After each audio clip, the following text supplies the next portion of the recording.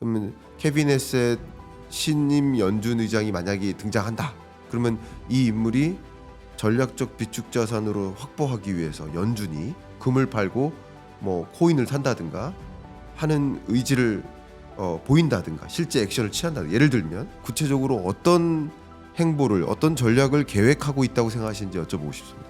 트럼프 대통령이 그 당시만 해도 이제 기본적인 개념은 금을 재평가해서 지금은 4,000달러니까 네. 그 당시만 해도 이제 2,000달러였는데, 그러면 원래 지금 한 35달러 정도로 이제 그 패깅이 돼 있잖아요. 그 금의 평가가. 그렇다면 거의 100배가 지금 올라간 상황이니까 금을 재평가해서 이제 금과 비트코인을 바꾸겠다는 생각이었던 것 같아요. 예.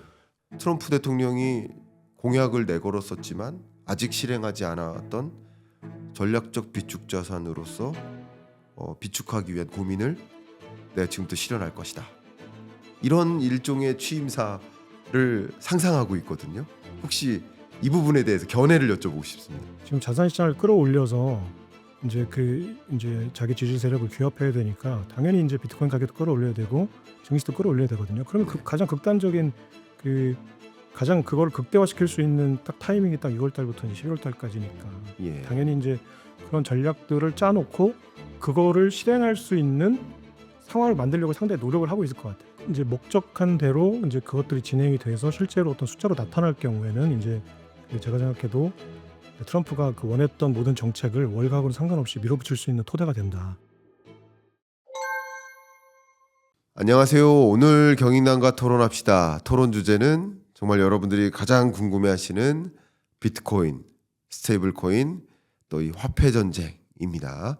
함께 토론해 주실 전문가 김창익 작가님을 소개해 보도록 하겠습니다. 안녕하십니까? 네, 안녕하세요. 네, 가볍게 인사 한 말씀 네, 부탁드릴까요? 경제 스토리텔러로 활동하고 있는 김창익 작가라고 합니다. 그러니까 저는 그러니까 파편화돼서 이렇게 흩어지기 쉬운 그날그날의 뉴스를 그 사이에 이제 약간의 살을 붙여서 이야기로 전달해 드리려고 노력하고 있는 작가입니다. 반갑습니다.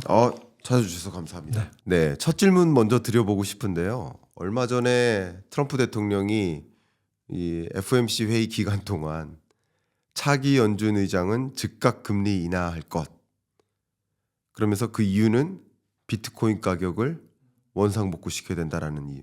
비트코인 가격을 끌어올려야 트럼프 대통령은 지지를 받는다. 뭐 이런 거죠.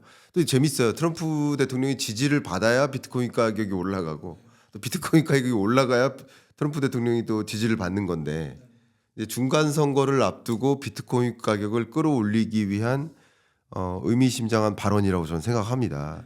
그래서 즉각 금리 인하할 것, 이렇게 표현했었는데, 제가 본질적인 이 질문부터 드려보고 싶습니다.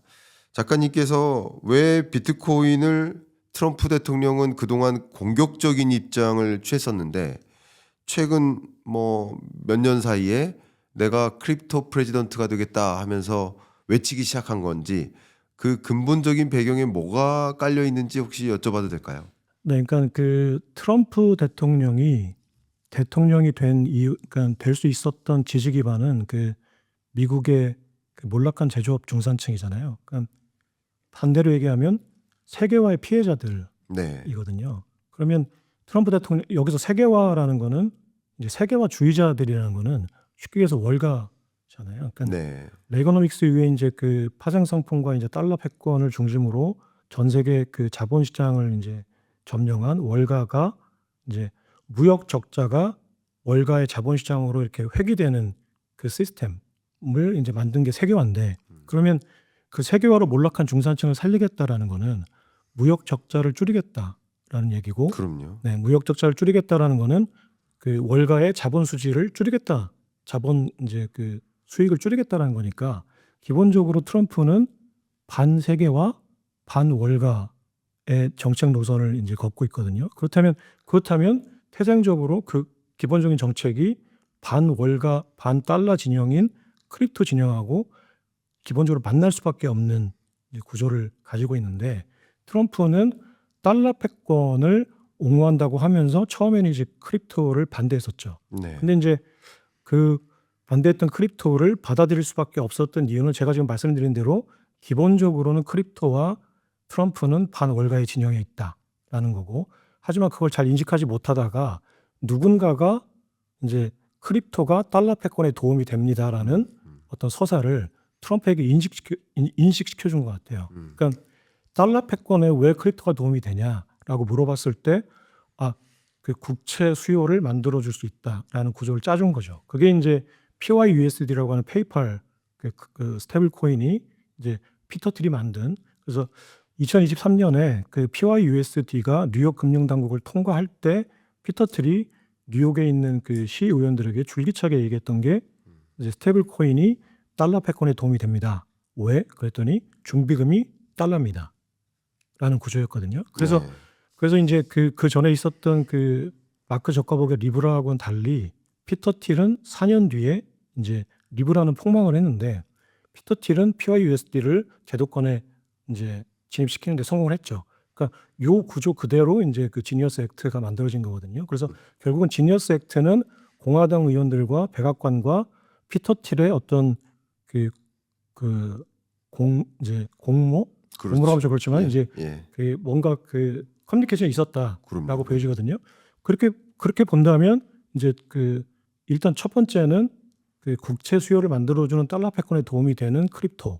두 번째는 그 월가에 등을 지고 나서 월가의 어떤 정치 자금이 끊긴 상태에서, 그렇다면 빅테크들이 이제 새로운 돈줄이 돼준 거니까. 그래서 이제 피터 틸을 중심으로 했던 그 네트워크들, 그러니까 그 럭브리지 이제 네트워크라고 하는데, 그 럭브리지 네트워크를 중심으로 한 이제 슈퍼팩에 기여를 해주는 정치 자금. 그러니까 빅테크들의 돈과 빅테크들이 만들어가는 그 화폐 시스템이 트럼프가 가려고 하는 그 반월가 싸움과 이제 맞닿아 있었던 거죠. 그래서 네. 구조적으로 운명적으로 만날 수밖에 없었는데 그동안은 인식을 하지 못하다가 어느 순간에 이제 피터 틸이라는 사람, 일론 머스크라는 사람들이 그거를 인식시켜주고 그 인식에 이제 그 얘기에 공감하면서 트럼프가 이제 방아쇠를 당기고 이제 크립토 대통령이 되겠다고 선언을 했던 걸로 네. 생각을 하고 있습니다.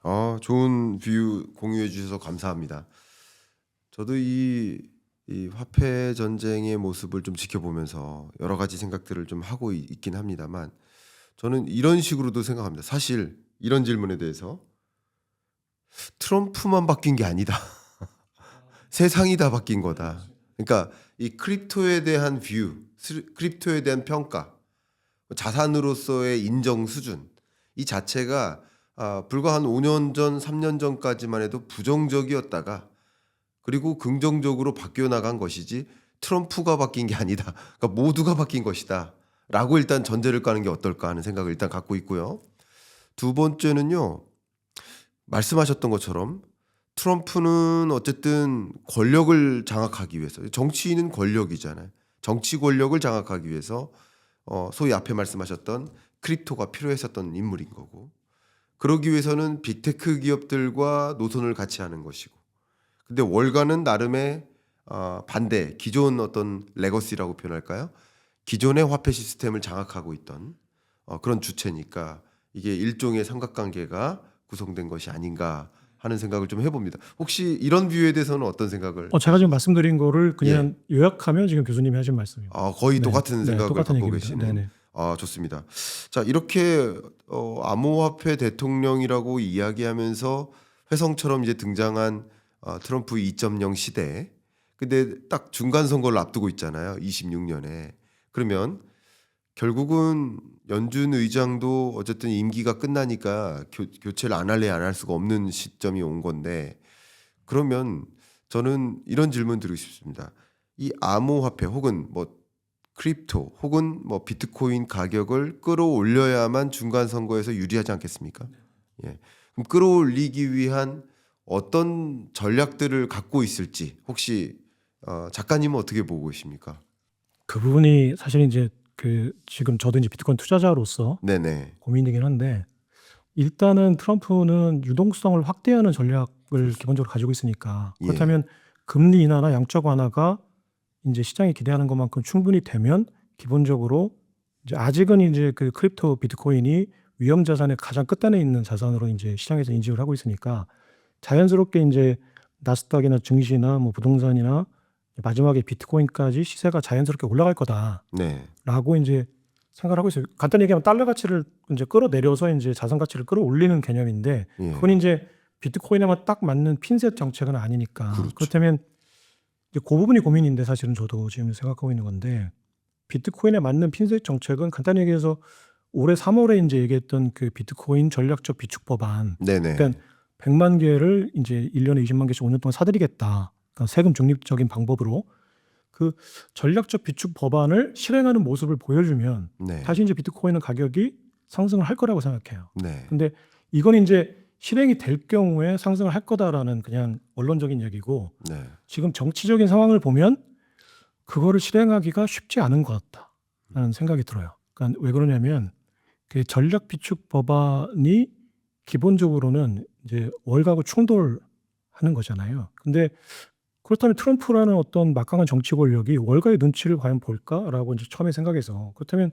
전략 비축 법안을 어떻게든 끌고 나갈 거라고 생각했는데 올해 4월 달에 관세 전쟁 이후에 이제 월가와 중간에 스콧 베센트 장관을 이제 이제 다리로 해서 월가와 소통하는 모습을 이렇게 보니까 월가의 목소리에 트럼프가 의외로 상당히 귀를 기울이고 있다라고 이제 보여지거든요. 그게 이제 왜 그러냐면 채권 시장 때문에 그렇다고 생각해요. 그러니까 트럼프 입장에서는 그러니까 매년 거의 10조 달러를 이제 상환해야 되니까 그 국채를 그러면 장기 국채 금리가 안정되는 게 관건인데 근데 지금 현재 상황을 보면 장기 국채 금리가 지속적으로 상승하는 상황이고 그렇다면 장기 국채 금리가 예를 들어서 미국 같은 경우에는 5%를 넘어가면 이제 거의 정권이 붕괴되는 상황이 되거든요. 그러니까 그 재정에 대한 어떤 파탄이 나고 그래서 그게 국채 금리 올라가는 게 정권을 붕괴시키는 거냐라고 이제 많은 분들이 좀 의아해하시는데 그 유럽이나 EU에서는 이제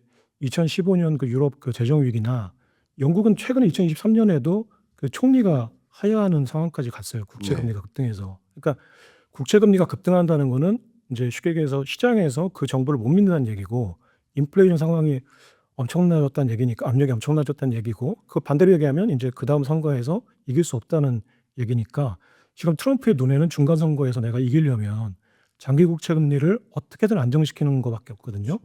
근데 그거는 월가가 사실은 프라이머리 딜러로서 국채를 사줘야 되는 건데 그렇다면 내가 국채를 사줄 수 없어라고 하면 민주주의 국가인 미국에서 무슨 방아쇠를 당겨서 총으로 쏴 죽일 수도 없고 그렇다면 결국은 이제 시장의 논리대로 가게 되면 월가가 국채를 사줘야 된다. 근데 월가는 지금 국채를 사주는 그 구매력을 이용해서 트럼프를 압박하고 있다. 자신들의 유리한 방향으로 금융정책을 끌고 나가고 있다라고 보여지거든요. 네. 그러면 SBR이라는 것 자체가 지금 월가 입장에선 그 크립토 비트코인이 자신들한테는 어마어마한 적인데 이 적을 내가 없앨 수는 없다고 판단한 상황에서 월가가 자기들의 논리대로 이제 크립토 비트코인을 포섭해야겠다. 정렬시켜야겠다라고 이제 지금 생각을 하고 전략을 짜고 있다면 네. 그 미국 정부라는 막강한 수요가 네. 100만 개의 수요를 가져가 버리면 네. 월가가 비트코인을 자신들의 논리대로 이제 레시피를 만드는데 엄청나게 강력한 걸림돌이 된다는 거죠. 예. 그래서 비트코인만 따져놓고 보면 그 미국 월가가 국채라는 수요 막 이제 거의 독점적인 수요 구매력을 이용해서 이제 트럼프 행정부를 어느 정도 압박했고 그 압박이 성공해서 그 트럼프가 SBR이라는 거, 그러니까 전략 비축 그 방안을 실행하는 거를 철회시켰거나 이제 궁극적으로는 철회시켰거나 아니면 최소한 중간 선거, 그러니까 장기 국채 금리가 안정될 때까지는 보류시켰다라고 저는 판단하고 있어요. 그러면은 실제로 우리가 이제부터는 이런 방식으로 비트코인을 전략 비축할 겁니다라는 실행 방안은 당분간은 좀 보기 힘들 것 같다. 네. 네, 그렇다면 결국은 이제 비트코인 가격을 끌어올리는 거는 다른 위험 자산과 마찬가지로 유동성을 확대시켜 주는 것밖에 없다고 생각해요. 아, 좋습니다. 좋은 의견 주셨습니다. 그러면 제가 이제 말씀이 중요한 포인트들이 있었어 가지고 제가 눈이 번뜩여 있거든요. 그래서 그 말씀 속에 질문이 여러 개가 사실 생겼습니다. 그래서 이 질문을 좀 드려보고 싶어요. 일단 한 가지, 이제 월가 입장 말고 월가 입장도 그런 식으로 움직일 것이다라고 일단 가정은 하겠지만 이 전략적 비축 자산으로 확보해 나가려는 움직임, 이것은 트럼프 대통령의 공약이었고 그 확보하는 움직임을 액션을 아예 못하면 그러면 아무래도 유동성을 퍼부어도 비트코인보다는 다른 쪽으로 유동성이 더 집중될 가능성이 있겠죠. 그러면 어쨌든 중간 선거에서 그렇게 유리하게 가지는 않을 거라고 생각합니다. 네. 그래서 이 질문을 드리고 싶은데 전략적 비축 자산을 실제 구축하는 것이 실현 가능할 일이라고 생각하는지, 그러니까 월가의 대응 말고요. 그러니까 정책 제도적으로 가능한 일이라 생각하는지, 그리고 실제 전략적 비축 자산을 그 공약을 이루어 나가는 구체적인 이행 과정은 어떤 모습일지. 예를 들면 새로운 연준 의장이 등장할 때, 예를 들어 헤셋이라고 해보겠습니다. 그러면 케빈 헤셋 신임 연준 의장이 만약에 등장한다. 그러면 이 인물이 전략적 비축 자산으로 확보하기 위해서 연준이 뭐 다른 걸 팔고 금을 팔고 뭐 코인을 산다든가 하는 의지를 보인다든가 실제 액션을 취한다. 예를 들면 이런 뭔가 구체적으로 어떤 행보를 어떤 전략을 계획하고 있다고 생각하시는지 여쭤보고 싶습니다. 그러니까 당초에 이제 계획은, 그러니까 그 전략배치기 법안을 3월 6일인가 이제 행정명령을 내릴 때의 당초의 계획은 공화당과 백악관 간의 어떤 그 커뮤니케이션을 통해서 대통령은 이제 전략배치기 법안을 행정명령으로 발표하고, 그 다음에 상원의원은 이제 그 금을 재평가해서 네. 이제 100만 개를 구입하는 요 방안. 그러니까 대통령이 그런 구체적인 방안까지 언급하는 건 좀 이제 위험성이 있으니까 구체적인 방안은 그래도 조금 이제 어떤 여론의 문매로부터 자유로운 이제 의회에서 이제 발표를 해주고, 그 백악관에서는 그냥 큰 틀에서 그냥 우리가 비축 이제 하겠다라는 전략을 발표했다고 보고요. 그리고 네. 그 트럼프 대통령이 그 당시만 해도 이제 기본적인 개념은 금을 재평가해서 지금은 4천 달러니까 네. 그 당시만 해도 이제 2,000달러였는데, 그러면 원래 지금 한 35달러 정도로 이제 그 패깅이 돼 있잖아요. 그 금의 평가가. 그렇다면 거의 100배가 지금 올라간 상황이니까 금을 재평가해서 이제 금과 비트코인을 바꾸겠다는 생각이었던 것 같아요. 예. 그러면 그게 이제 그래서 이제 금의 어떤 준비금으로서의 어떤 불안정성을 이제 쇼를 하기 위해서 포트노스 금고를 따겠다고 했거든요.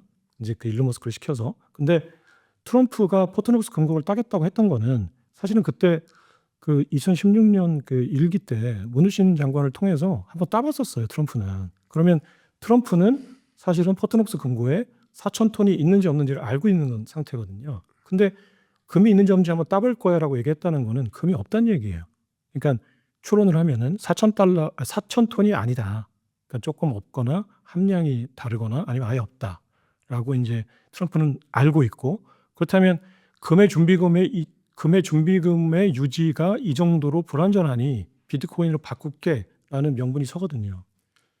그 방식을 이제 언론을 이용해서 이제 금을 재평가해서 사는 방안으로 이제 할 거라고 생각을 했는데, 지금은 아까 말씀드린 대로 그 장기채 금리가 안정되기 전까지는 실제로 그거를 밀고 나갈 수 있다고 하더라도, 이제 예를 들어서 그 연준이나 이제 월가가 나 그럼 네가 그러면 우리하고 소통을 안 하겠다는 신호네. 그럼 우리는 국채를 안 살 거야라고 하면 장기 국채 금리가 5%를 넘어가게 되면 이제부터 발작을 일으키니까 트럼프 그거는 무조건 막으려고 할 거거든요. 그렇다면 그게 지금 현실 가능한지 이제 불가능한지를 떠나서 일단은 그 카드를 꺼내기가 쉽지는 않을 거다. 어떤 식으로든지 간에. 그래서 이제 기본적으로는 스콧 베센트 재무장관을 통해서 언론하고 이제 계속 소통을 하는 것 같아요. 그러니까 우리는 원칙적으로 유효하다 아직까지 SBR이. 그런데 예를 들어서 캄보디아에서 이번에 10만 개를 이제 압류하면서 30만 개가 됐거든요. 그러니까 우리는 세금 중립적인 방법을 계속 찾을 거고,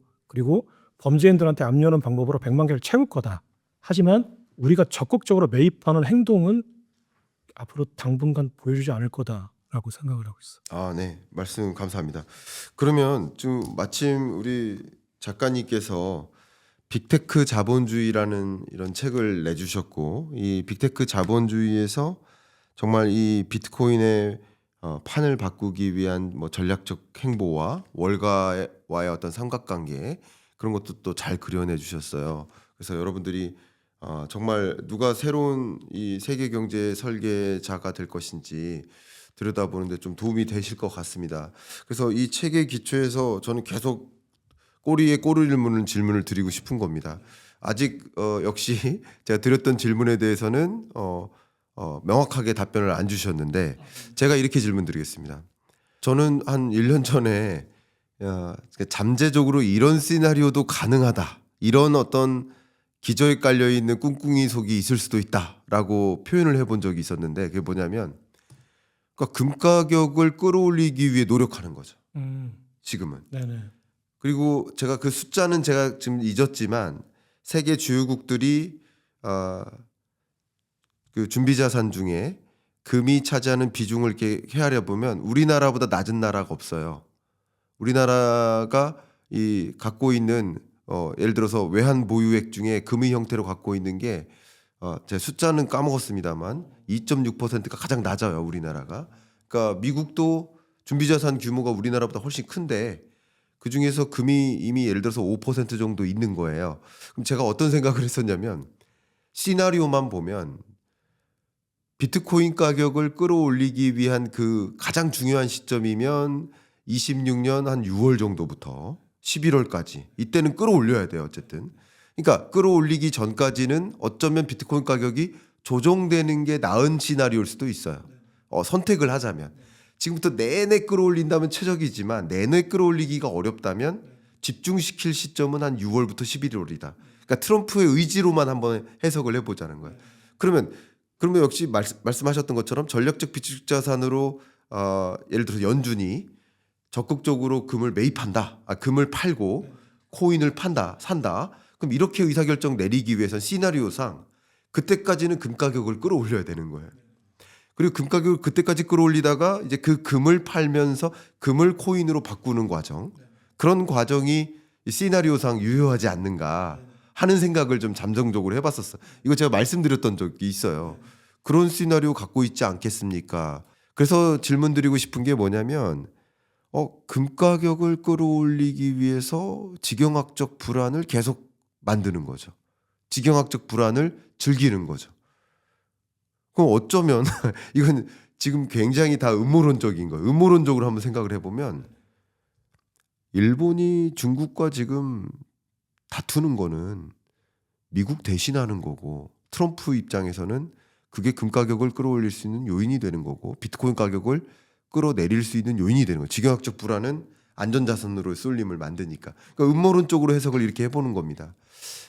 그러면 결과적으로 금 가격을 끌어올린 다음에 이제 중요한 시점에 말 그대로 전략적 비축 자산으로 비트코인을 갖기 시작한다면 충분히 가능한 일이지 않겠는가 하는 생각을 갖고 있어요. 네네. 그래서 한번 질문 드린 겁니다.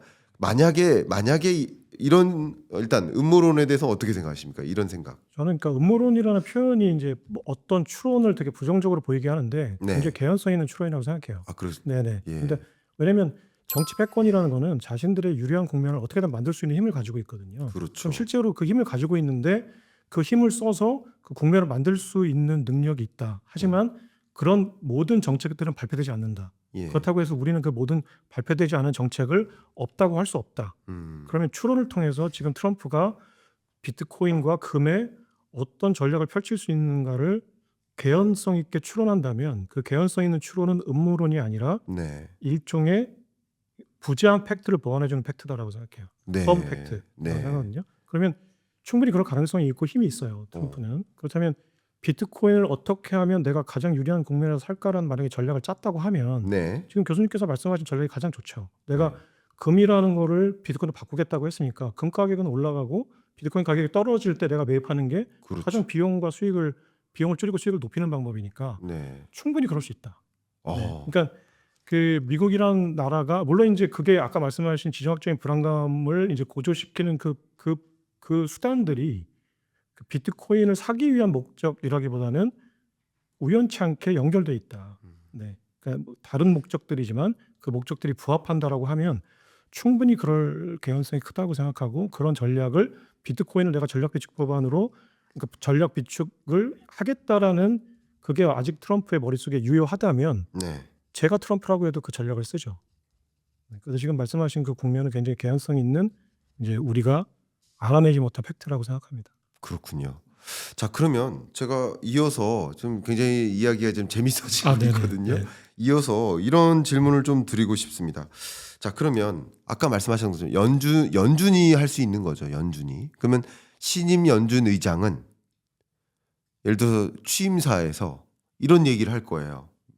한번 시나리오를 그려보면 세 가지를 던질 것 같아요. 공약같이. 신임 연준 의장이 나는 중립금리를 3%로 보고 있지 않습니다. 중립금리를 1.5%로 보고 있습니다. 예를 들어서 엄청난 발언이죠. 근데 비슷한 얘기를 했어요. 금리를 인하할 만한 룸이 있다. 네네. Plenty of room이라는 표현을 했어요. 이게 뭐냐면 지금 미국의 기준금리가 3.75%인데 중립금리를 3%로 가정한다면 금리를 인하해봐야 인하할 여지가 많지 않은 거예요. 3번. 근데 중립금리를 예를 들어 1%로 가정한다. 그러면 금리를 인하할 폭이 plenty of room이 있는 거예요. 그래서 저는 중립금리에 대한 의견을 제시하지 않을까. 첫 번째. 그리고 연준 위원들과 함께 중립금리에 대한 기준을 재조정하지 않을까. 이거 한 가지. 두 번째는 금리 인하만이 아니라 양적 완화도 프로그램을 제시하지 않을까. 유동성을 폭발적으로 공급하는 거. 이 두 가지 툴이 유동성 공급 툴인 거고요. 그 세 번째는 트럼프 대통령이 공약을 내걸었었지만 아직 실행하지 않았던 전략적 비축 자산으로서 비축하기 위한 고민을 내가 지금부터 실현할 것이다.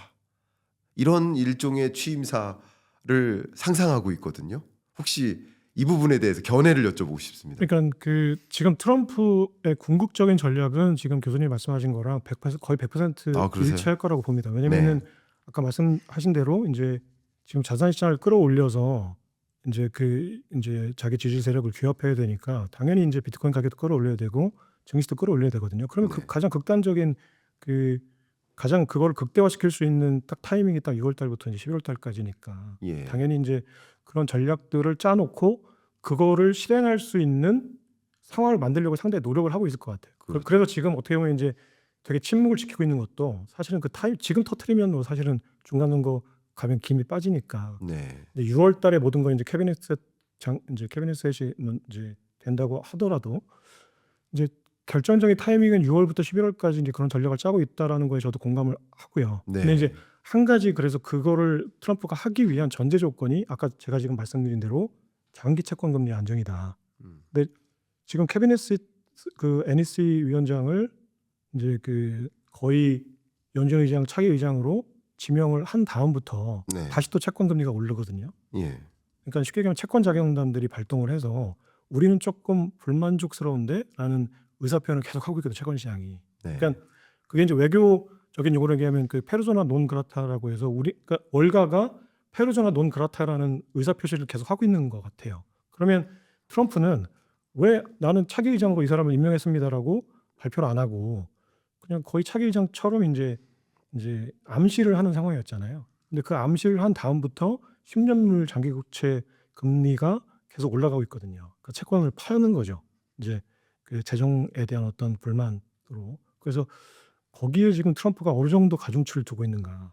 그렇다면 캐비넷 스윗을 이제 시장 그 월가의 어떤 반응을 보기 위해서 암시를 하면서 태핑을 했는데 이거 지금 월가의 반응이 캐비넷 스윗한테 그렇게 우호적이지 않은데 반감이 많은데라고 판단한 거에 비중을 둔다면 캐비넷 스윗 그 임명안을 철회할 수도 있다고 생각해요. 극단적으로는. 아, 네. 결국 그런 과정이라고 네네. 한다면. 그래서 장기 국채 금리가 어느 정도 컨트롤할 수 있는 범위 내에 들어왔다 그러면 이제 교수님 말씀하신 그 시나리오가 저는 100% 가동될 거라고 보고 장기 국채 금리가 그럼에도 불구하고 내년 6월 달이 됐는데도 10년물, 20년물, 30년물 금리가 그 4% 중반 이후에서 좀 불안정하게 움직인다. 그러면은 월가의 커뮤니케이션을 계속 할 거다. 그렇다면 그거의 시행과 발표 시기가 조금은 늦춰질 수 있다라고 생각해요. 그래서 장기 국채 금리가 4% 초반이나 3% 후반에서 안정 국면을 보이는 게 이제 트럼프한테는 굉장히 중요한 국면이고 우리가 지금 생각하고 있는 그런 그 낙관적인 그 전망들이 실현될 수 있는 전제 조건이다라고 생각합니다. 좋습니다. 자, 그러면 지금 제가 잠깐 토론자로서 작가님 말씀하셨던 부분에 대해서 제가 잠깐 트럼프의 대변인처럼 또 다른 전략이 있다라는 말씀 한번 드려볼게요. 예.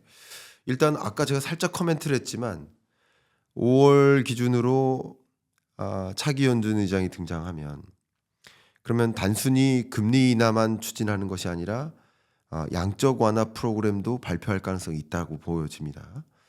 그리고 양적 완화와 금리 인하는 엄청난 유동성 공급으로 이어질 것입니다.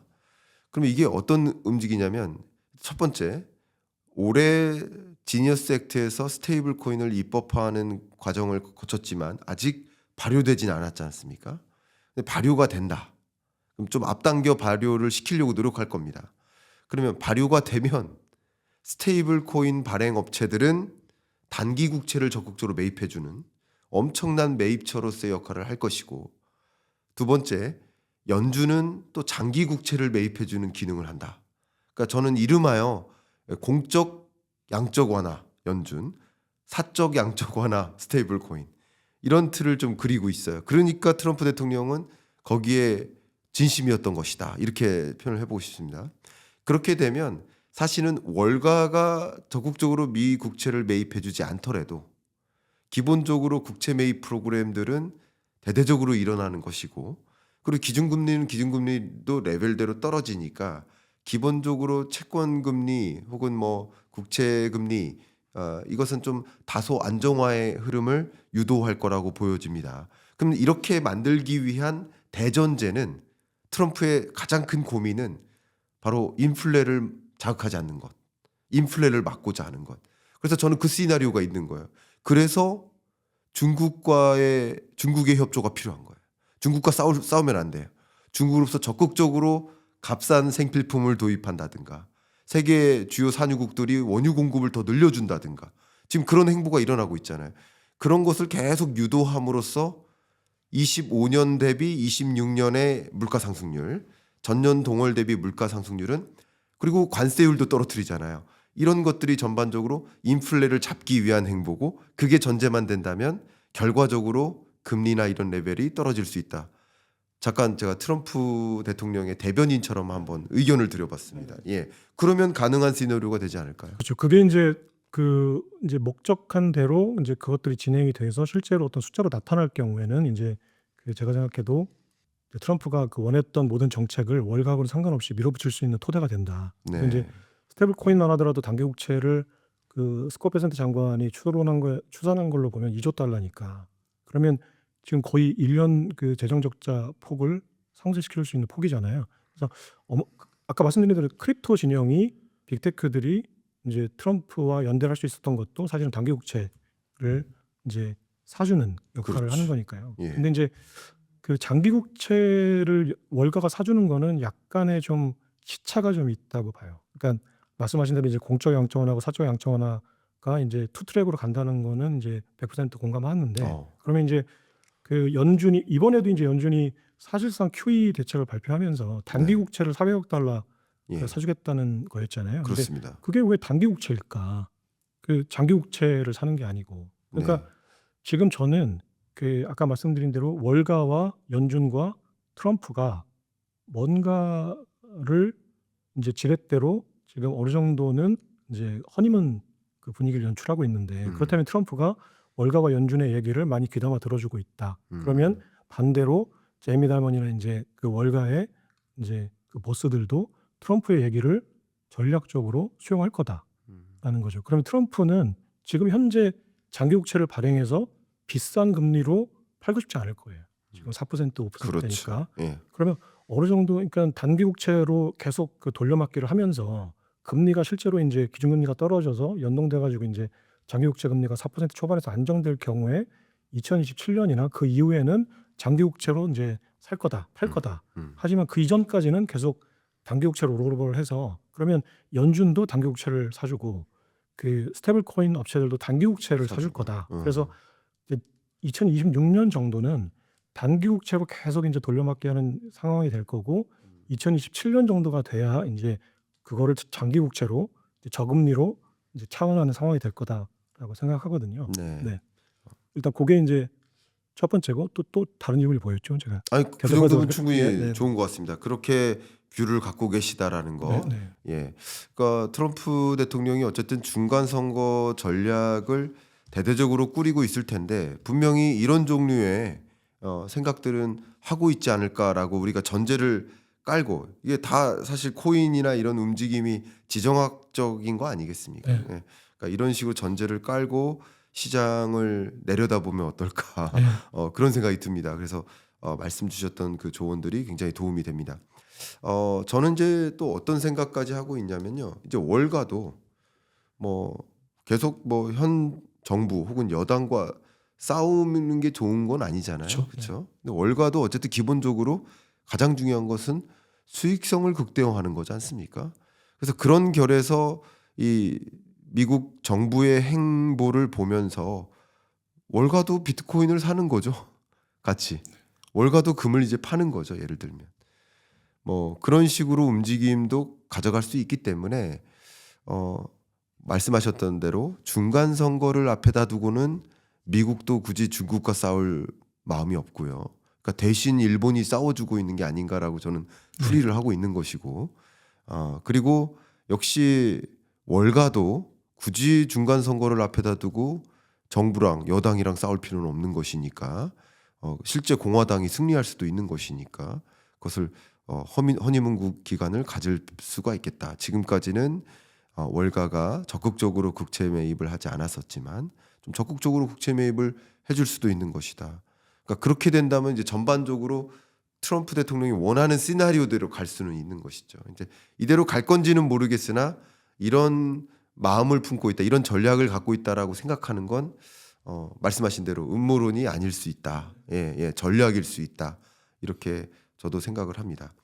혹시 지금 이런 중간 선거를 앞두고 있는 이런 전략에 있어서 한 가지 더 스테이블 코인 이야기를 안 할 수가 없는데, 스테이블 코인의 실제 발효 시점은 언제쯤이라고 가정하시는지 여쭙고 싶습니다. 저도 그게 궁금한데 네. 원래 지니어스 법안에 따르면 180일인가 네. 하고 이제 그 두 가지 중에 이제 빠른 쪽을 선택하게 돼 있는데, 그렇다면 그 지니어스 액트가 7월 30일 날 발효가 됐으니까 그러면 180일 지나면 이제 지금쯤 이제 네. 2026년 초반쯤 되면 이제 뭐 빅테크들이 막 우리는 이렇게 발행할게라는 어떤 백서를 막 내놔야 되잖아요. 그렇습니다. 그러면 지금쯤 되면 뭔가 이제 그 기자들도 사실은 발표하기 전에 막 캐내는 직업인데, 네. 그러면 월스트리트 저널이나 뭐 뉴욕타임즈나 이런 그 유명한 기자들이 분명히 여기에 대해서 기사를 쓰기 시작할 때가 그렇습니다. 됐거든요. 근데 그렇습니다. 아직까지 보면은 그냥 구글이 자체 그냥 메인넷을 만들겠다 뭐 이 정도가 나와 있지, 뭐 지금 그거를 원래 준비했던 게 그 엑스먼이라고 해서 이제 일론 머스크가 그런 계획들을 가지고 있었고, 마크 저커버그는 2019년에 리브라 발행 계획을 발표했다가 이제 완전히 철퇴를 맞고 그냥 네. 고개를 숙인 상황이긴 하지만, 어쨌거나 그 매그니피센트 7을 중심으로 한 빅테크들이 분명히 자기만의 생태계에서 배타적으로 쓸 수 있는 네. 이제 스테이블 코인 발행 계획도 백서들을 막 줄려 내놓을 거다라는 네. 기대를 저도 하고 있는데, 네. 아직까지 양상을 보면 빅테크들이 이걸 준비하고 있는 건가 싶을 정도로 조용해요. 그래서 정말 극비리에 준비하고 있는 건지, 네. 아니면 그 발표 시기를 뭐 맞춰서 뭔가 아무튼 임팩트가 있는 순간에 발표하려고 하는 건지는 모르겠으나, 짐작할 수는 없으나, 근데 그냥 한 가지 짐작할 수 있는 거는 아까 말씀드린 대로 그 빅테크들은 무조건 결제 단계에서의 생산 단가를 무조건 줄이려고 할 거다, 경쟁적으로. 그러면 당연히 이제 메인넷을 만들건 아니면 그 이제 퍼블릭 이제 암호화폐 블록체인에서 이더리움에서 발행을 하건 분명히 다 준비를 하고 있을 거다. 그래서 2026년 때 그런 발표들이 많이 이루어지면서 그리고 이제 월가가 포섭하는 그 상황들, 그러니까 그 지금 은행들도 이제 비트코인을 거래할 수 있게끔 지금 OCC에서 이제 그 태핑을 하고 있고, 또 지금 뭐 그 ETF에도 이제 다시 자금들이 유입되고 등등의, 월가도 이제 기관 수요를 계속 지속적으로 만들어주고, 스테이블 코인 업체들도 이제 스테이블 코인 발행을 본격적으로 하겠다는 뉴스가 지금 이 고요함이 그런 뉴스들이 나올 이제 어떤 직전의 어떤 새벽이 아닐까라는 네. 기대를 하고 있습니다. 네. 좋은 비유신 것 같습니다. 저도 이제 폭풍의 눈이 폭풍의 눈 맞습니까? 태풍의 네네네. 눈인가요? 태풍의 눈. 네네. 태풍의 눈이 조용하잖아요. 네네. 고요하잖아요. 네. 저는 그런 지점 아닌가. 그래서 저는 어떤 시나리오를 그리냐면, 소위 발효되는과 동시에 이 빅테크 기업들이 각자의 코인을 발표하는 거죠. 그러니까 테슬라 코인, 구글 코인, 뭐 메타 코인. 아까 말씀을 줬지만 마크 저커버그가 뭐 처음에 국회에 끌려가 가지고 너 지금 뭐 하는 거냐 지적 엄청 받았잖아요. 그러고서 잠깐 지금 달러 패권에 도전하는 거냐. 사실 달러 패권에 도전하는 게 아니잖아요. 달러를 더 기축통화으로서 공고히 만들기 위한 수단이 스테이블 코인이니까. 그래서 그런 관점에서 지금 다시 준비를 하고 있다고 여러분 알고 계실 텐데, 다시 준비를 하고 있죠.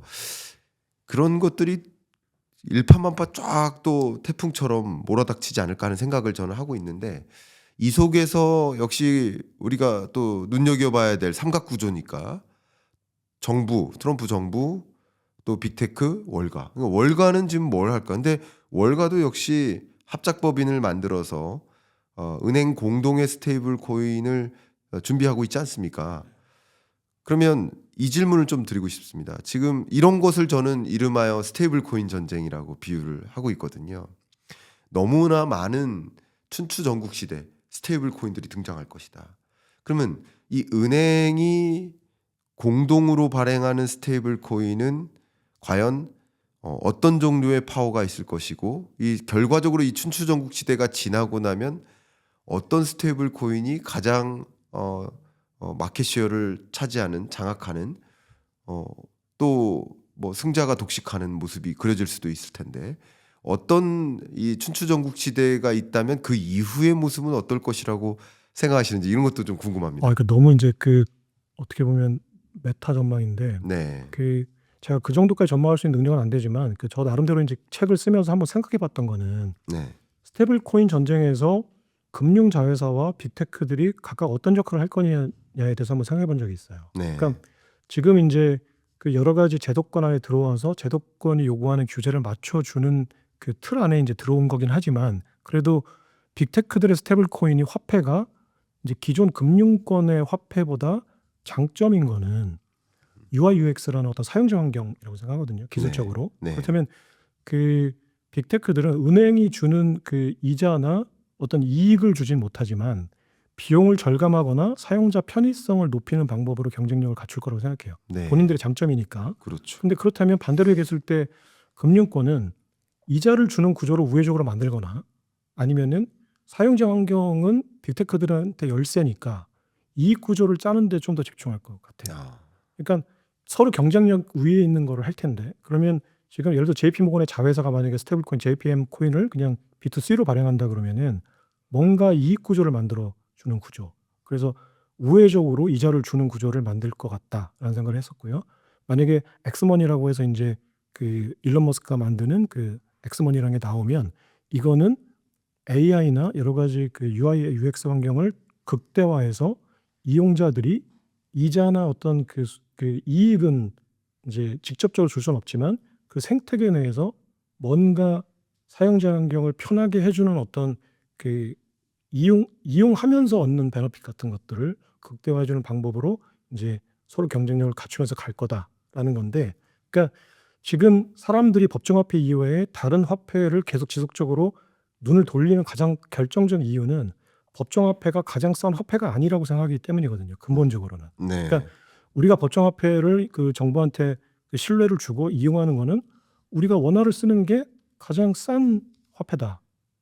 가장 싼 공공재다라고 믿기 때문인데 지금 여러 가지 면에서 불편하고 인플레이션이라는 간접 비용까지 들어가니까 그렇다면 기본적으로 사람들은 이게 지금 우리가 쓰고 있는 법정화폐 시스템이 가장 싼 화폐 시스템이 아니다라고 해서 다른 화폐들을 찾는 거라면 결국은 비용 절감과 베너핏이 관건이거든요. 그렇다면 그 두 가지 축에서 아까 말씀드린 대로 금융권은 베너핏을 주는 쪽에 초점을 맞출 거고 그 빅테크들은 사용자 환경을 편하게 해주는데 초점을 맞출 거다. 그 중간 어딘가에서 이게 전쟁이 벌어지면서 이게 이제 재편될 거다라고 생각합니다. 결과적으로는 말씀하신 것처럼 정말 많은 종류의 스테이블 코인들이 우후죽순 발행될 것이라고 저도 생각을 하거든요. 네. 여러분들이 이제 아마 테더 서클 요 정도를 많이 기억하고 계시겠지만 그 이상의 정말 많은 구글 코인, 뭐 유튜브 코인, 테슬라 코인, 뭐 메타 코인 정말 많은 코인들이 등장할 것으로 생각을 하는데 근데 이러다가는 결과적으로 이들이 각각이 제공하는 서비스 그 서비스를 구매하거나 뭐 이용하는 과정에서의 지급 결제 수단으로서 그 스테이블 코인들이 활용되지 않을까. 마치 저는 그림을 그리면요. 우리나라 많은 유통사들이 있잖아요. 유통사들이 다 각자 상품권이 있잖아요. 삼성도 상품권이 있고 롯데그룹도 있고 뭐 신세계그룹도 있고 다 그 상품권을 코인으로 바꾸면 됩니다. 스테이블 코인으로. 그러니까 그런 식으로 스테이블 코인 전쟁이 일어날 것 같은데 결국 승자 독식을 할 때 누가 유리할까라는 질문을 계속 던지고 있거든요. 근데 말씀하신 것처럼 오히려 빅테크 기업들은 사용 환경을 유리하게 만든다. 이것도 굉장한 특장점이라고 좀 생각을 합니다. 근데 또 제가 지금까지는 어떤 생각을 했냐면 이 은행들이 미국의 은행은 그냥 은행이 아니라 인베스트먼트 뱅크잖아요. 그러니까 많은 기업들을 투자하고 있는 투자자 혹은 주인이기 때문에 연준의 주인이기도 하고 주인이기 때문에 많은 그 기업들이 스테이블 코인으로 지급 결제나 무역 결제나 하도록 요구할 가능성도 충분히 있고, 그러니까 사용자 폭을 늘릴 수 있고 투자자로서. 그리고 역시 많은 기업과 개인에게 대출해주는 대출자로서 스테이블 코인, 은행 스테이블 코인으로 이용하면 대출 금리 좀 깎아줄게요 하는 종류의 또 베너핏을 줄 수 있기 때문에 어쩌면 말씀하신 것처럼 빅테크 기업들은 스테이블 코인 자체 차별화는 없잖아요. 왜냐면 무조건 1코인은 1달러니까 그 자체는 차이는 없지만 다른 어떤 경쟁력으로 좀 쉐어를 확대해 나가려는 움직임을 하지 않을까. 근데 지금에서는 좀 월가의 행보도 무시할 수 없는 입장이지 않을까. 이렇게 저는 그림을 그리고 있습니다. 그래서 누가 결국은 승자 독식할까라는 그런 그림을 한번 잠정적으로 생각해 보시면 어떨까. 저도 그런 의견을 좀 드려왔거든요. 네. 혹시 이 부분에 대한 추가적인 견해가 있으실까요? 그러니까 이제 저는 거기서 이제 한번 생각해 본 게 그게 이제 이거는 제 그냥 뇌피셜이라서 맞는지는 모르겠어요. 근데 이제 JP 모건 같은 그 은행이 스테이블 코인을 발행하는 의사결정을 하려면 그 내부 반발이 좀 있을 것 같아요. 내부 반발. 네, 왜냐면은 그 은행 계좌라는 거를 이제 틀어주고 있어서 거기서 이제 예대 마진을 얻는 게 이제 그 기존 그 전통 은행들의 이제 주조이익인데 네. 스테이블 코인은 발행하는 순간 어떻게 보면 이제 계좌, 그러니까 총량은 정해져 있으니까 어딘가에서 돈을 빼서 여기로 옮기는 개념이잖아요. 그렇죠. 그럼 내가 JP모건 자회사를 만들어서 스테이블 코인을 발행하면 결국은 모회사의 돈이 자회사로 가는 개념밖에 안 되잖아요. 네. 그러니까 빅테크들이 스테이블 코인을 만들어서 달러 예치금이 그쪽으로 이동하는 거는 뭐 막을 수 없는 상황이긴 한데 내가 자회사를 만들어서 내부 갈등, 그러니까 내부 이해 충돌이 생기는 거를 하려면 그 이해 충돌을 훨씬 능가하는 이제 확정된 손실을 훨씬 능가하는 새로운 수익 구조가 있어야 되니까 네. 그러면은 JP 모건 같은 기존 은행들은 스테이블 코인을 B2C로 발행하는 것보다는 지금 현재 이제 그 JPM 코인을 B2B로 이용하는 것처럼 그 B2B 거래에서 얻는 수수료가 생각보다 막강하더라고요. 저희 같은 이제 일반 사람들은 그 밑단에서 B2B 거래가 어떻게 이루어지는 모르니까 관심 바뀌었는데 그게 하루에 20억 달러 정도 수수료가 생긴다고 해요. 지금 현재. 그러면 막강한 수수료니까 그러면 그 빅테크들의 스테이블 코인과 충돌하지 않는 전략으로서도 그렇고 내부 이해관계 상충이 안 되는 전략으로서도 그렇고 B2C 코인보다는 B2B 코인으로 집중할 가능성이 있고 심지어는 굳이 우리가 그 저기 모회사와 자회사 간에 이렇게 서로 재살 깎아먹기를 할 필요가 없다면 스테이블 코인이 아닌 이제 다른 방식으로 블록체인을 활용할 거다라고 보면 그 다른 방식이 결국은 RWA가 아닐까. 네, 그러면 이제 지금 현재 RWA는 사실은 전통 금융의 규제 안에 있어야 되기 때문에 그 빅테크들은 불가능하거든요. 그러면 RWA를 발행할 수 있는 거는 블랙록이나 JP모건 같은 기존 그 KYC나 이제 AML 규제를 전부 다 통과하는 그 규제의 벽을 다 통과해야 되는 전통 은행들만이 할 수 있는 건데 그렇다면 우리가 거기에 집중해서 이제 스테이블 코인을 발행했을 때 지금 저는 이제 달러 그 국채와 달러 자산이 현재 준비금인데 이 준비금의 구조가 이용자들 입장에서는 불안전하잖아요. 그러니까 달러가 계속 뭔가 가치가 떨어지기 때문에 지금 다른 화폐를 찾는 건데 지금 우리가 찾았던 대안이라고 하는 스테이블 코인의 준비 자산이 달러다. 아무것도 바뀐 게 없는 거거든요. 이용자 입장에서 보면 내가 예치해 놓은 그 돈의 가치가 계속 떨어지는 준비금이니까. 그렇다면 내 입장에서는 내가 액수가 적으면 모를까. 예를 들어서 뭐 100만 달러, 200만 달러 내가 스테이블 코인을 발행해서 쓰고 있는데 그 예치금이 가치가 계속 지속적으로 떨어진다. 이자도 안 주고. 그러면 내가 테더한테 요구하지 않을까요? 준비금 구조를 좀 바꿔야 될 것 같은데? 라는 요구를 언젠간 하게 될 거고. 그럼 결국은 그게 이제 그 온체인 상에서는 비트코인 또는 실물화된 자산들인데 그렇다면 월가는 이제 그 윗단에서 노는 빅테크들의 무대를 만들어주고 그 커튼 뒤에서 RWA라는 어떤 그 담보 자산 이걸 움켜쥐고 있는 게 아닐까라는 생각을 해봤습니다. 네.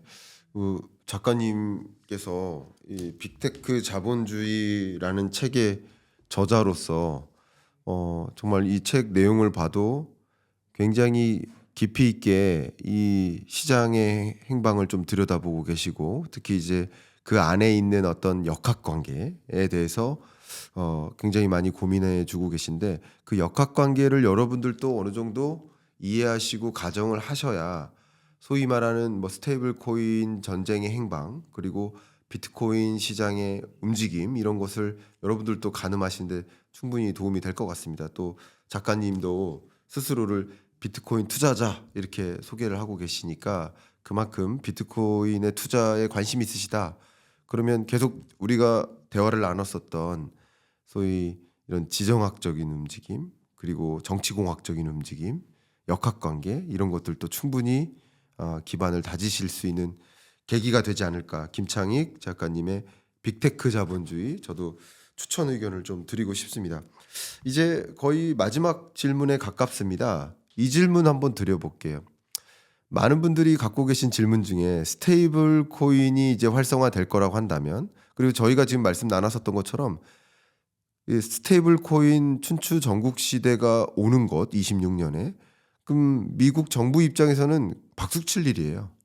너도 나도 스테이블 코인 발행해라. 그러면 아무래도 국채의 매입 속도가 더 빨라질 것이고, 그 중에 나중에 이제 26년이 지나서 누군가 승자 독식하는 일이 있을진 몰라도 어쨌든 너도 나도 스테이블 코인 많이 발행하라. 이건 박수 칠 일이라고 생각을 합니다. 자, 그러면 스테이블 코인과 비트코인은 어떤 관계가 있을까요? 이 질문 정말 많이 하세요. 예. 그래서 한번 작가님께도 여쭤보고 싶습니다. 스테이블 코인과 비트코인의 관계가 있다고 보시는지, 그리고 이유는 무엇인지 한번 여쭤보고 싶습니다. 두 가지 측면이 다 있는 것 같아요. 네. 그러니까 상충 관계도 있고 네. 상호 보완적인 관계도 있다고 생각하거든요. 그게 이제 금과 달러와의 관계도 그렇잖아요. 서로 화폐로서 경쟁을 하는 관계이기도 하고, 또는 금의 가치를 사실은 그 유동성이 받쳐주는 거니까 네. 보완제이기도 하고, 이제 그런, 그러니까 양쪽이 다 비트코인과 스테이블 코인이 있다고 생각합니다. 그럼 결국은 이거는 이제 비트코인과 달러의 관계로 이제 회귀되는 건데, 네. 그러면 그 화폐로서 지불 시스템으로서는 상충한다고 생각해요. 그러니까 이제 그게 이제 그 캐시우드라는 그 아크 인베스트먼트의 이제 그 대표가 그 비트코인의 장기 가격 전망을 약간 하향 조정하면서 했던 말인데, 그러니까 왜 150만 달러에서 120만 달러로 줄이는 겁니까?라고 이제 물어봤을 때, 비트코인은 피어투피어 캐시, 그 일렉트로닉 캐시 시스템이잖아요. 그러니까 개인 간 전제 화폐 시스템이니까, 그렇다면 가치의 상당 부분을 화폐 시스템이라는 이 본질이 구성을 하고 있는 건데, 근데 지금 서사가 형성되는 걸 보면 그냥 디지털 골드로서의 어떤 서사가 형성되고, 실제로 이제 그 지불 시스템으로서의 어떤 역할은 이더리움을 플랫폼으로 한 이제 스테이블 코인들이 상당 부분 할 거다라고 가정을 하면, 당연히 캐시 시스템으로서의 어떤 역할은, 유틸리티로서의 역할은 줄어드니까 네. 그만큼의 가치 전망을 삭감해야 되는 게 아니냐, 논리적으로 맞지 않나라고 네. 했을 때 그 의견에 공감하고요. 네. 두 번째는, 그러면 만약에 그 저는 캐시 시스템으로 커나가는 거를 희망하는데 그게 아니라 디지털 골드로서 진짜 세팅이 된다라고 했을 때 가치는, 그렇다면 결국은 달러 유동성이 늘어날 때 그 유동성을 가둬주는 가돌 양식장으로서의 그 양식장의 가치인데, 그렇다면은 결국은 스테이블 코인이 이제 그 온체인 달러라고 생각하면, 온체인 달러가 유동성이 풍부해지면 당연히 아까 말씀드렸듯이 이용자들이 그 온체인 달러의 가치를 지키는 방법으로 또 온체인 담보 자산에 그 이제 가두는, 이제 뭐 사람이란 거는 이 저기 데카코만이잖아요. 그 오픈 체인에서 했던 그 사고들을 온체인에서 그대로 할 수밖에 없는데, 그렇다면 그 달러, 내가 가지고 있는 달러 자산의 가치를 지키기 위한 방법으로 금을 사는 거라면, 내가 이용하는 스테이블 코인의 가치를 지키는 방법으로 온체인 담보 자산들을 살 거다. 온체인 부동산을 사고, 온체인 국채를 사고, 온체인 골드를 살 텐데, 그때 그러면 당연히 비트코인의 가치는 덩달아 올라가는 거다라고 보면, 궁극적으로 이제 그 가치의 저장 수단으로서의 그 비트코인의 가치는 스테이블 코인의 그 이제 온체인 엠프 통화량이 증가하면 증가한다. 하지만 그 일렉트로닉 캐시 시스템으로서의 어떤 기능은 이제 조금 거기서 좀 벗어나서 예기치 않은 방향으로 갈 수 있다. 그러니까 저는 처음에 이제 비트코인에 대해서 공부를 할 때 비트코인이 결제로서는 좀 부적합하지 않습니까라고 이제 누군가가 얘기를 하면은 그거는 현재의 기술을 말하는 거고 그 레이어 2라든지 뭐 다른 방식의 어떤 기술 발전이 그 비트코인이랑 블록체인을 거래할 수 있는 상태로 만들어 줄 거다라고 생각했는데 저는 그래서 이제 많은 개발자들이 비트코인을 그렇게 만들 거라고 생각했는데 수많은 개발자들이 하고 있는 걸 보면 이더리움을 만들고 솔라나를 만들고 다른 메인넷을 만드는 상황이 되니까 그러면 비트코인은 또 많은 개발자들이 실제로 그렇게 이더리움처럼 만드는 거에 대해서 반대하고 있으니까 그렇다면 사토시 나카모토는 캐스 시스템으로 만들었지만 실제 이게 지금 우리 현실 세계에서 구현되는 거는 어떤 저장 수단으로서 구현되고 있다. 그렇다면 시스템으로서의 어떤 가치는 좀 평가절하해야 된다라고 생각합니다. 말씀 정말 감사합니다. 어쨌든 비트코인에 부여했었던 여러 가지 가치가 있었는데 화폐로서의 가치, 지급 결제 수단으로서의 가치는 점차 사라지는 모습. 그게 소위 말하는 스테이블 코인과 비트코인 간의 상충되는 그런 가치의 상충성도 분명 있어 보인다라는 부분도 상당히 일리가 있는 말씀이신 것 같고요. 또 제가 보고 있는 비트코인과 스테이블 코인의 관계 짧게만 말씀을 드리면 마치 이런 거죠. 맛동산하고 오징어 땅콩하고 무슨 관계가 있을까? 관계는 없다. 근데 많이 팔리는 날 보면 같이 많이 팔리는 거죠. 왜냐하면 추석 연휴 때 여러분들이 용돈을 많이 받아요. 아이들이 용돈 많이 받으니까 맛동산도 많이 팔리고 오징어 땅콩도 많이 팔린다. 그러니까 인과관계가 아니라 상관관계다. 저는 이렇게 보고 있거든요. 그럼 상관관계가 어떻게 되느냐?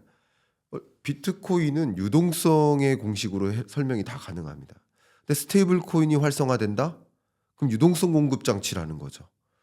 그럼 유동성 공급이 국채 매입을 적극적으로 하니까 유동성 공급 장치가 되고 유동성이 많이 공급되니까 비트코인 가격은 올라갈 수 있다. 그러니까 스테이블 코인과 비트코인 간의 관계를 저는 유동성이라는 결에서 상관관계가 있어 보인다. 또 두 번째, 역시 트럼프 혹은 공화당이라는 결에서 또 함께 간다.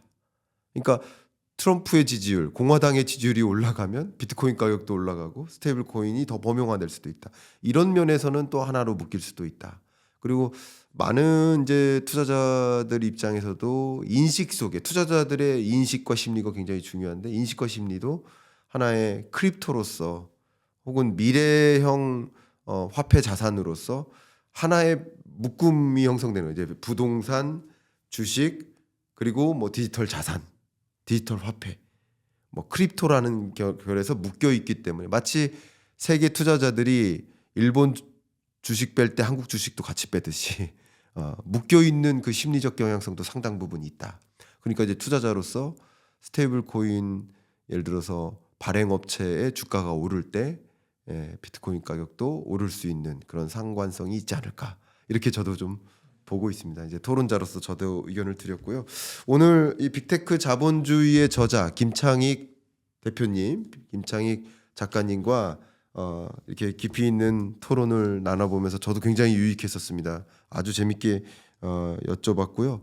다음에 또 한번 시간이 되신다면 내년 초에 한번 초대해서 또 깊숙이 대담을 나눠보면 어떨까 하는 생각을 네. 했습니다. 그렇게 한번 말씀드리고 오늘 처음 저희 채널 출연하시고 이렇게 방송에서 이런 토론을 하시는 건 많지는 않으셨을 것 네, 같은데 맞아요. 어떤 소감이 있으신지 소감 말씀 여쭙고 마무리하겠습니다. 일단 이제 질문이 대답을 만드는 건데 네. 지금 교수님께서 이제 질문을 이제 제가 이제 어떻게 보면 하고 싶은 얘기를 해줄 수 있게끔 이제 해주신 것 같아서 감사드리고 그래서 저도 얘기를 하면서 이제 책을 쓰면서 이제 생각했던 것들을 다시 한번 정리하고 검증해보는 어떤 기회로서 이제 좋은 자리였다라고 생각합니다. 그리고 제가 생각하는 것들이 아까 이제 말씀하신 대로 음모론과 어떤 팩트와의 어떤 경계 부분을 많이 말씀드렸는데 제가 작가로서 이제 늘 갖고 있는 생각은 기자로서 이제